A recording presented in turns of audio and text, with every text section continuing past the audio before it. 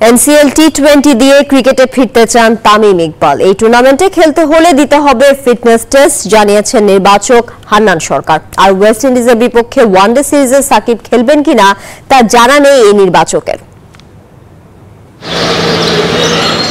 ক্রিকেটে ফেরার ব্যস্ততা তামিম ইকবালের, কখনো মিরপুরের ইনডোরে, কখনো আবার সেন্টার উইকেটে প্রস্তুতি করছেন।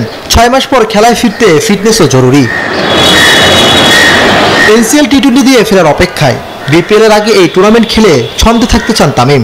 তামিমের কল পাশাপাশি হচ্ছে এখানে বোর্ডের আমাদের টপ ম্যানেজমেন্ট রয়েছেন, তাদেরও কিছু কল রয়েছে। বাট তামিম এনসিএল টি20টা খেলবে এটা মোটামুটি একটা তার ইচ্ছা পোষণ করেছে এবং সেই জায়গাটায় তার খেলাটা মোটামুটি কনফার্ম আপনি ধরে নিতে পারেন। ঘরোয়া লিগে খেললেও দিতে হবে ফিটনেস টেস্ট। বিসিবিও কঠোর এই ইস্যুতে।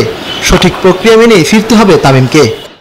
এটা আমাদের একদম বেসিক একটা ক্রাইটেরিয়া, যেটা হলো ফিটনেস টেস্টে অ্যাটেন্ড করবে, তারপরে তার একটা টার্গেট থাকে, সেই টার্গেটটা রিচ করতে হবে। কিছু কিছু সিনিয়র প্লেয়ারের ক্ষেত্রে আপনি দেখবেন যে আমাদের ফিটনেস টেস্টে আমাদের যে মানে ফার্স্ট টার্গেট যেটাকে রিচ করতে হবে সেটা রিচ না করেও 2জন প্লেয়ারকে আমরা সুযোগ দিয়েছি যারা সিনিয়র প্লেয়ার, তাদের ক্ষেত্রে সেরকমটা হয়েছে যারা ন্যাশনাল লিগ এখনো খেলছে।